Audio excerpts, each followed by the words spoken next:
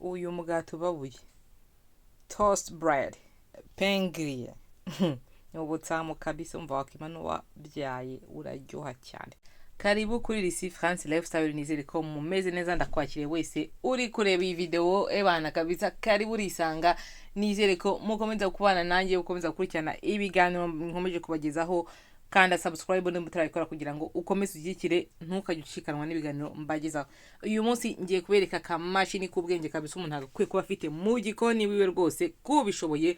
Akamashini keza rwose kotsa imigati cyangwa se kagira kababura imigati. Umugati umuntu akunda kujya kuri breakfast n'imigati ya penkupe cyangwa se na za baguette ushaka kwikata ukashyiramo nta kibazo, ariko ebana nuza kano kamashini nakingenzi umuntu akwiye kuba gafite mu gikoni. Dukunda kubona ubuntu bw'umashini rwenda nko mu mahoteli, nanone kuno mu mahoteli umuntu ajya gufata breakfast ushobora kujya umuntu akabona akavuga ati sakano kamaze iki, harabargoye rwose umuntu atabimenyera cyangwa se atabisobanukiwe, ariko ushobora kubona gutyo ukagakoresha nuko kameze rwose, ntago ari ibintu bikomplike gakoresha.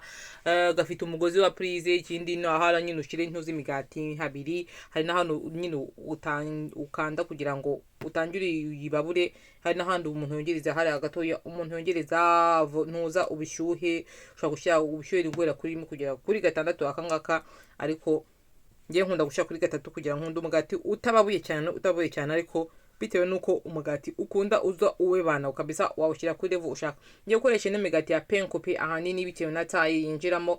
Inkunda imigati ifite ntuzo ifitemo ubugrene rwose, ubugrene buba bufite protein nyinshi ku mubiri. Nyongeye gushiramo n'umugati utarimo isukari, nongeye gushiramo utangira ngize, nongeye kubabura utangira nshyira kuri prise, ubundi ncomeka kuri prise, ubundi ugafata imigati ukayishiramo mimbere amasegonda 30 cyangwa umunota umwe rwose. Ushobora no gutereka gutyo ugiye gutegura n'ibindi wenda bibuze kujya kuri breakfast ku ruhande, uterekamo gutyo ukigendera rwose, ukaba utangiye gutegura imbara umunota ugiye gutegura mu gitondo cyangwa ari amaturi gushyushya n'ibiki byose.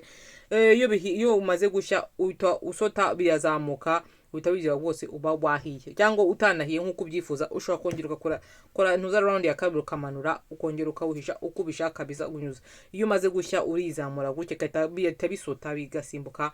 Urabona ko rwose uyu mugati urasa neza, ngiye nuko nkunda kurya utagize cyane, ariko ubukocagurikamo buke buke umva araryoha mu gitondo. None uyu mugati urimo mintuza uba ufitemo utuntu tutubuto green rwose uraryoha cyane, uraryoha cyane. Uyu mugati ushaka gutegura mu gitondo kuri breakfast rwose, ukashira ku ruhande n'ibindi ukunda gutegura breakfast. Nzabakora video mbere ku muntu buryo ushaka gukora breakfast, ushaka gutegura breakfast mu gitondo rwose iryoshye cyane kandi ifite intungamubiri ku buzima, mutagende twinze ibintu by'amasukari. Nzabereka uyu ushaka gutegura ka breakfast, ushaka ugategurira umugabo wawe cyangwa se nawe ukakitegura nisaho cyane. Ariko uyu mugati rwose ugize ubabuye uraryoha, umvura ryoha. Hari n'undi muntu rwose ukunda kuwukora akagira yajandika muri commentaire, uraryoha cyane.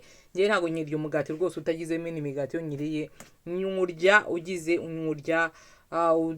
ugize babuye, naho ubundi wapi kabisa uraryoha cyane. Iyi video nyekoze ngamije wenda kugira hari nk'abantu batari bakazi, cyangwa se wenda ushobora no kukagura cyangwa se ukakamenya, nabyo nisaba cyane. Tugomba kumenya ibintu byinshi bitandukanye bana, ntacyo bitwaye.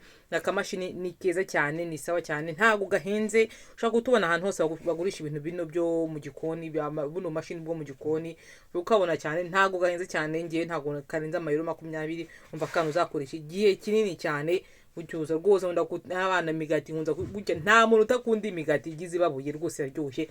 None byiza iyo uriye gutyo gishyushye ebana nibutsa mu kabisa. Urabona ko rwose kugahanagura ntago biri compliqué, gucishaho agatambaro kagize munsi y'ahantu bakurura kano ubuvungu bw'umugati wenda bwagize, ugakuraho ukatumena ukahanagura neza. Kugahanagura biroroshye cyane, ntago biri compliqué. Urabona ko rwose akamashini akwiye kugafite mu gikoni cyangwa utaragafite ushobora kugura, ntabwo gahenze cyane. Ikindi rwose karadepana abantu bakunda kurya umugati mu gitondo rwose wagira. Ndabashimiye mwese mwarebye iyi video, naga tips nabahaga rwose ko mu gikoni. Abamama bakomeze gukora subscribe kugira mukurikirane ibiganiro byanjye.